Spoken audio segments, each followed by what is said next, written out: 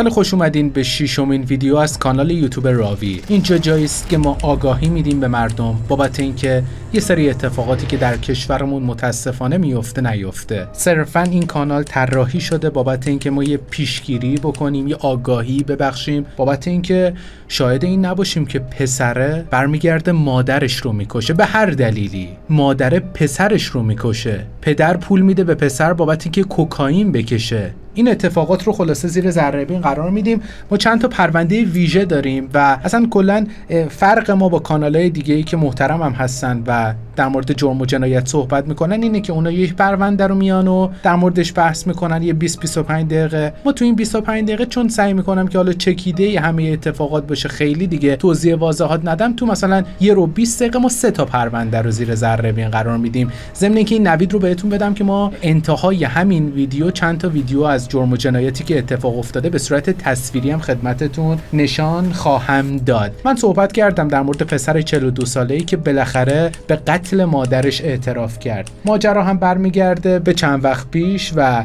مردی 42 ساله به نام حسن مادر 80 سالش که اسمش هم سرکار خانم سکینه بوده رو هراسان به بیمارستانی در جنوب تهران منتقل میکنه و مدعی میشه که حال مادرش به دلیل کهولت سن ناگهان وخیم شده و بعد از افتادن روی زمین بیهوش میشه. خلاصه صحبت کرده، گفته که چند روزی میشد که حال مادرم بد بود، هرچه به اون میگفتم بیا بریم پیش دکتر قبول نمیکرد، تا اینکه امروز ناگهان اتفاق افتاده دیگه جوابم رو نداد، برای همین فوراً اونو به بیمارستان بردم. به این ترتیب سکینه در بیمارستان بستری شد و تحت درمان قرار گرفت. عذرخواهی میکنم نام کوچیک خانم رو صدا میکنم بابت اینکه دیگه خیلی جزئیات رو بررسی نکنیم.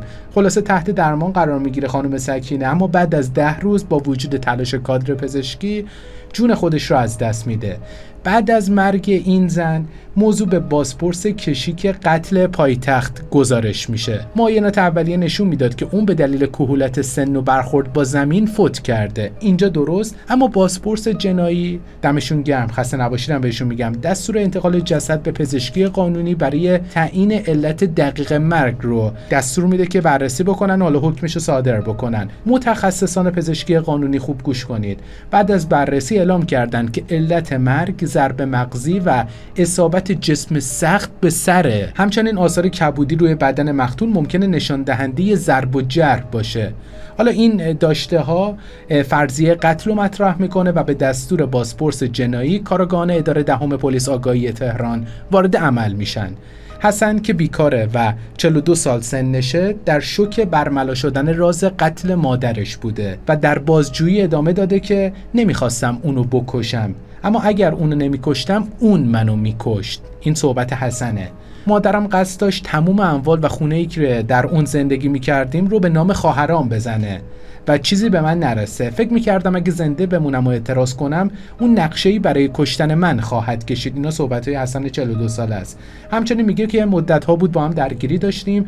در ذهنم تصور میکردم که مادرم قصد جانم رو داره. اصلا فکر نمیکردم کسی متوجه بشه که من اونو کشتم. بالاخره اعتراف کرده به قتل مادرش. مدت زیادی از مرگش گذشته بود و کسی شک نکرده بود، اما نمیدونم چطوری این راز لو رفت. متهم بعد از این اظهارات به دستور بازپرس ویژه قتل دادسرای امور جنایی تهران تحت بازداشت موقت قرار میگیره و در حال حاضر در اختیار کارآگاهان اداره دهم پلیس آگاهی قرار داره تا تحقیقات برای روشن شدن زوایای پنهان این پرونده ادامه پیدا بکنه. بازم مثل همیشه سوال من از شما اینه که چطور یک آدم به خودش اجازه میده که به مادرش آسیب بزنه؟ چی جوری هست؟ همیشه اینا تو مخیله من نمیگنجه. اگر شما میدونید، ببین شاید این حسن فعلا حالا صحبت کردیم و تو اعترافاتش و پروندهشو من مفصل رفتم بررسی میکردم، درگیر اعتیاد نبوده و فقط به خاطر ترس این که حالا به لحاظ اقتصادی کم بیاره، به لحاظ معیشتی کم بیاره این کارو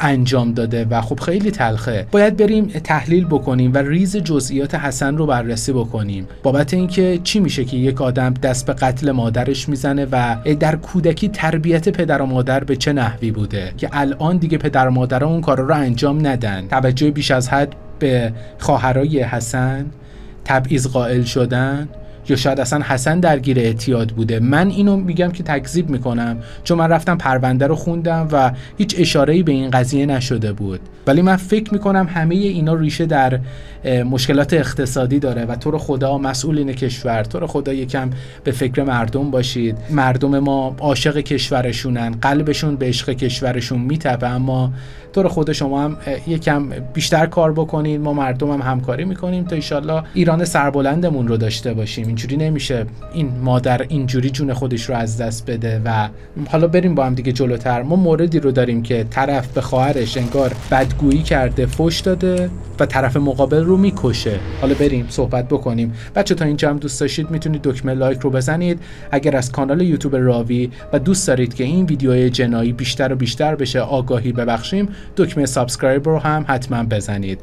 اما در ادامه بحث و پرونده‌ای که می‌خوایم با هم دیگه بررسی بکنیم، ببینید اردیبهشت سال 1403 پسر 34 ساله‌ای به نام رحمان در حالی که چاقو به قفسه سینه‌اش اصابت کرده بود به بیمارستانی در شمال تهران منتقل شد. الان کامل توضیح میدم. اما بعد از 5 روز به علت شدت جراحات وارده و خونریزی شدید تسلیم مرگ میشه. با مرگ رحمان ماموران تحقیقات اولیه رو شروع کردن و سراغ همراهان رحمان که مرد و زنی به نام نوید و نسرین بودن رفتن.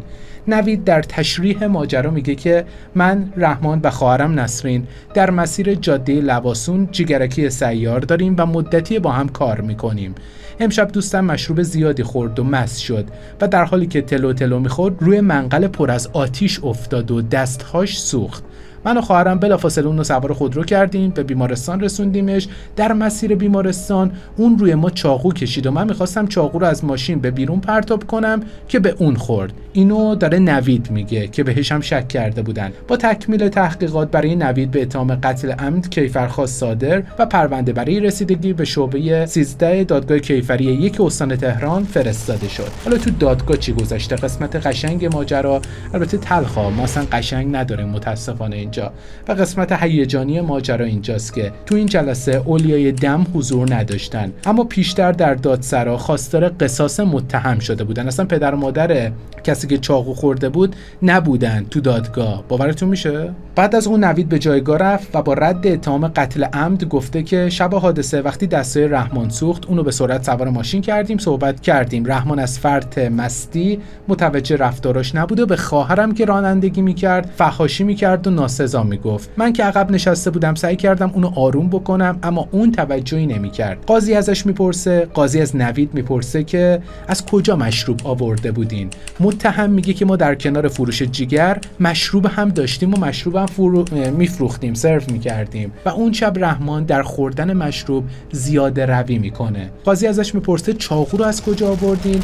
نوید جواب میده بین راه اون همونطور به فحاشیش ادامه میداد و بعد از چند دقیقه سرش رو محکم به ستون ماشین کوبید که خواهرم خودرو رو نگه داره. با توقف خودرو رحمان به صندوق عقب رفت و از داخل خورجین چاقویی برداشت و در داخل ماشین میشینه. خواهرم دوباره حرکت میکنه که من متوجه شدم اون میخواد ما رو بزنه. نوید که پشت نشسته بوده با متهم متوجه این میشه که میخواد یه بار دیگه زیاده روی بکنه و حالا فحاشیشو تکرار بکنه و شاید اصلا به خواهرم آسیب بزنه. میگه خلاصه من چاقو رو میخواستم ازش بگیرم و اونو از خودرو به بیرون پرتاب کنم که به یک باره چاقو به قفسه سینه‌اش خورد. قاضی به متهم گفت که طبق گزارش پزشکی قانونی و بر اساس مستندات موجود نوع ضربه چاقو به صورتی نبوده که شما تشریح میکنید. در واقع چاقویی که به بیرون پرتاب میشه از کنار برخورد میکنه، اما این چاقو از قسمت تیز و نوک وارد قفسه سینه مقتول شده. به این سبک وارد قفسه سینه شده، نه که مثلا اینجا برخورد بکنه یا اینجا برخورد بکنه. متهم جواب میده گفتم که من قصد و انگیزه‌ای برای قتل اون نداشتم و میخواستم برای دفاع از خود و خواهرم چاقو رو به بیرون از خودرو بندازم که به اون خورد. متهم در آخرین دفاعش اینجوری میگه که باور کنید نه قصد درگیری داشتم و نه کشتن رحمان رو. اون پسر خوبی بود اما وقتی مشروب میخورد بدمستی میکرد. یه توصیه به هم نسلای خودم میکنم، تو رو خدا وقتی میرید، حالا من کاری ندارم به اعتقاداتتون، مشروب بخورید، حالا اونایی که دوست دارن بخورن، اونایی که دوست ندارن نخورن. من اصلا کاری به این مسائل ندارم. تو رو خدا به اندازه بخورید. یعنی اگر ظرفیت خودتون رو بدونید تا چه حده، اینجوری نباشه که زیاد بخورید از کوره در برید و شاید ما این دست اتفاقات باشیم. الان ببین مادر و پدر شما نگرانن، خیلی مهمه ها. پدر و مادر شما نگرانن، الان خب رفقاتون رو بهشون آسیب میزنید، زندگی دو سه خانواده رو به هم میزنید بابت اینکه چی؟ رو خودتون اشراف ندارید. اگر مشروب میخورید بخورید، اما ظرفیت خودتون رو هم بدونید. 3 تا مثلا کافیه. اینجوری کاری اینجا ببین کانال یوتیوب راوی اینجوری نیست که ما منع بکنیم که هرگز این کارو انجام ندین. اینجا به اندازه، خیلی بدون بی طرف، نه من طرف متهم رو میگیرم نه طرف هیچی. ای بابا من هی دستم به این میخوره. اما خب اینجا کلا متفاوته با کانال های دیگه. سعی میکنیم بهتر و بهتر بشیم، سعی میکنیم که در کوتاه‌ترین زمان پرونده های بیشتری رو به سمع و نظرتون برسونیم. میگه که خلاصه وقتی مشروب میخورد بدمستی میکرد و اختیار رفتارهاش رو نداشت. با پایان جلسه دادگاه قضات برای صدور رأی وارد شور شدن و اینم گفتم خدمتتون بگم. اما یکی از پرونده‌هایی که الان میخوایم بررسی بکنیم برمیگرده به دی ماه سال 1402. حالا الان توضیح میدم که چه اتفاقاتی افتاده. ببینید زن شیشه‌ای که شوهرش رو با ضربات چاقو به قتل رسونده بود، تو آخرین جلسه دادگاه که در شعبه 5 دادگاه کیفری 1 خراسان رضوی برگزار شده، با بیان اینکه شب و روز کابوس میبینم و خیلی از قتل شوهرم پشیمونم، مدعی میشه که هر دو نفرمون معتاد به شیشه بودیم و نمیخواستم این کار که قتل باشه رو انجام بدم. این زن جوان 10 دی ماه سال 1402 که گفتم بهتون، شوهرش رو در منزل مسکونی به قتل رسوند و بعدش دختر 2 سالش رو به آغوش گرفت و بی هدف راهی جاده کلات شد. اون که احساس میکرد از شدت خماری توان راه رفتن رو نداره، کنار دیوار جایگاه سوخت رسانی پمپ بنزین نشست و بساط استعمال مواد مخدر صنعتی رو پهن کرد که دخترش با پاهای بدون کفش در کنارش ایستاده بود و از شدت سرما دندوناش به هم میخورد، به گونه‌ای که مرد ضایعات فروش با دیدن این صحنه دلش به رحم میاد و اونو برای مصرف شیشه به درون مغازه ضایعات فروشی خودش دعوت میکنه. این زن وقتی مقداری جنایتی هولناک رو برای مرد ضایعات فروش فاش کرد. چند ساعت بعد مرد که ابتدا تصور میکرد اون در توهم شیشه چنین سخنان وحشتناکی رو به زبون آورده، با پلیس 110 تماس میگیره و اون چرا که دیده و شنیده برای عوامل انتظامی بازگو میکنه. یکم میگذره، خیلی هم نمیگذره. حالا با دریافت این خبر مراتب به قاضی ویژه قتل عمد گزارش میدن و بدین ترتیب تحقیقات با دستورای قاطع دکتر صادق سفری آغاز و متهم به قتل با ردیابی‌های اطلاعاتی در چنگ قانون گرفتار میشه.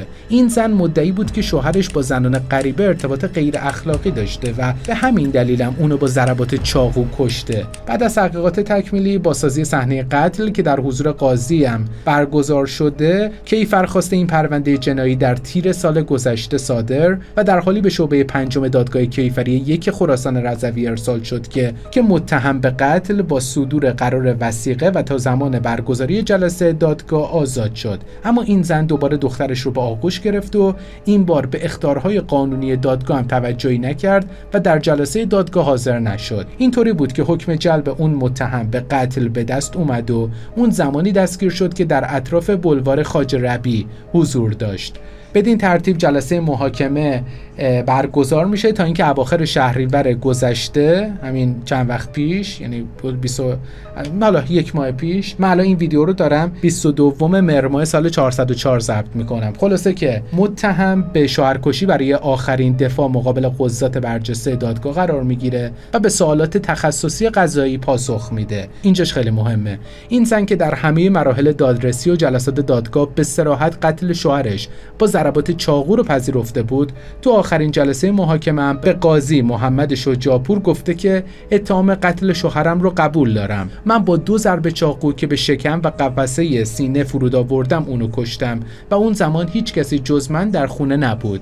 ولی الان از رفتار خودم بسیار پشیمونم و شب و روز کابوس میبینم. خودم هم نمیخواستم این کار رو انجام بدم. من و همسرم هر دو به مواد مخدر صنعتی از نوع شیشه معتاد بودیم و شوهرم مواد فروشی هم میکرد. ما در شرایط بسیار نامناسب و اسفباری زندگی می‌کردیم. اون روز من قصد داشتم به شهرستان کلات برم، ولی در مسیر منصرف شدم و به خونه برگشتم. در همین حال بود که با صحنه تلخ و دردناکی روبرو شدم، چرا که فهمیدم چند زن درون خونم هستن و شوهرم به من خیانت می‌کرد. دیگه داخل خونه نرفتم و در خیابون سرگردان بودم که بالاخره به منزل رفتم و شوهرم رو اینجوری از خودش دفاع کرده که شوهرم کارهای غیر اخلاقی انجام میداده. وقتی من به خونه رسیدم دیدم که شوهرم با 2 خانوم بوده، حالا هرچی سکس هرچی انجام میدادن و از کوره در رفتم و با 2 ضربه چاقو اونو از پای در آوردم. اما از دادگاه میخوام که منو به خاطر فرزندم ببخشه. من خیلی پشیمونم. الان دخترم در بهزیستیه و هیچ کس رو به غیر از من نداره. با توجه به اینکه تنها صاحب خون در این پرونده جنایی یلدا دختر 4 ساله متهم به قتل و طبق قانون و اصول شرعی به طور مشروط بر اساس ماده 356 قانون مجازات اسلامی برای اون تقاضای دریافت سهم دیه شده. قضات شعبه 5 دادگاه کیفری 1 خراسان رضوی وارد شور شدند تا رأی خودشون رو درباره این پرونده جنایی صادر کنن. این از پرونده‌هایی که ما زیر ذره‌بین قرار دادیم و گفتم به سمع و نظرتون برسونم. اما همونطور که نویدش رو هم داده بودم همون ابتدای ویدیو، اگرم تا اینجا دوست داشتید میتونید دکمه لایک رو بزنید و نظراتتون رو هم برای ما بنویسید تا من تو ویدیوهای بعدی از نظرات شما استفاده بکنم و در مورد موضوعی که میخواید صحبت بکنم چند تا ویدیو رو هم با هم دیگه ببینیم. این الان فیلم لحظه روبوده شدن پسر نماینده سابق زاهدان تو مجلسه. گروگانگیران مسلح تصادف ساختگی رو انداخته بودن. حالا من ویدیوش رو واسهتون قرار میدم و شما هم ببینید.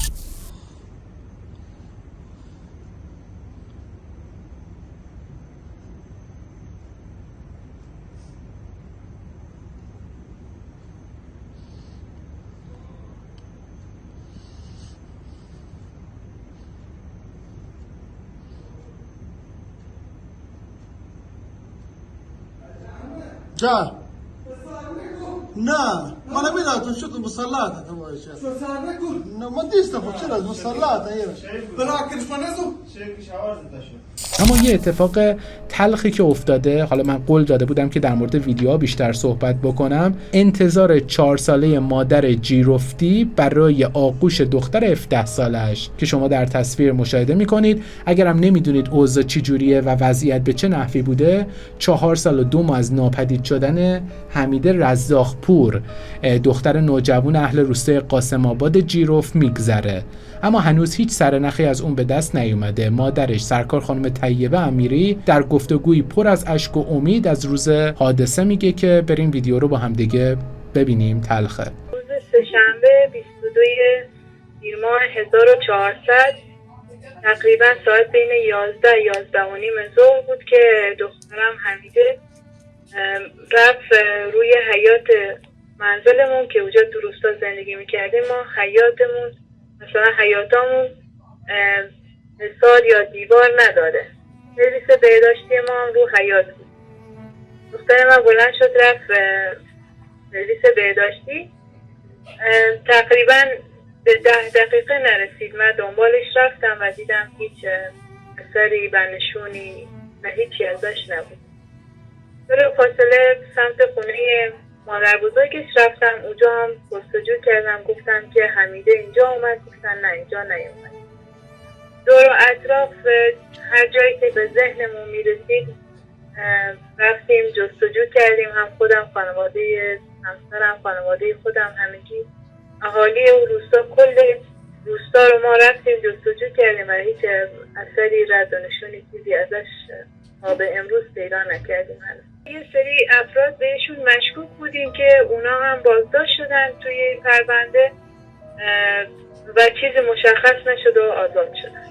شما در تصویر مشاهده می‌کنید شهر ماهشر و اعتراضی که دارن عملاً انجام میدن کارگرای پتروشیمی رازی ماهشر و این کار رو انجام دادن و اقدام به خودکشی کردن و اینم در نوع خودش عجیب و غریبه که در اعتراض به کسر حقوق و ممنوعیت ورود به محل کار قصد خودکشی داشتن که با حضور مسئولان از اقدام خودشون منصرف شدن. طور خدا حق اینا دیگه خوردن نداره و نمیدونم، واقعا سخت و تلخه و گفتم اینو هم خدمتتون عارض بشم. اما خب قاتل فراری هم داشته باشیم. بعد از 1 سال در آشخونه دستگیر شد. این بود از ویدیو 6 از کانال یوتیوب راوی. امیدوارم که موضوعاتی که بحث کردیم آگاهی باشه، شاید این دست اتفاقات دیگه نباشیم، این مشکلات ریشه کم بشه. به امید اینکه ایرانی که خیلی دوستش داریم، شاید این دست اتفاقات نباشه، ریشه کم بشه این مشکلات و بگیره انشالله. آمین بنویسید. انشالله هیچ خانواده‌ای درگیر این ماجراها نبشه. با دکمه لایک از ما حمایت بکنید تا این ویدیو به پدر، به مادر، به فرزند پیشنهاد داده بشه.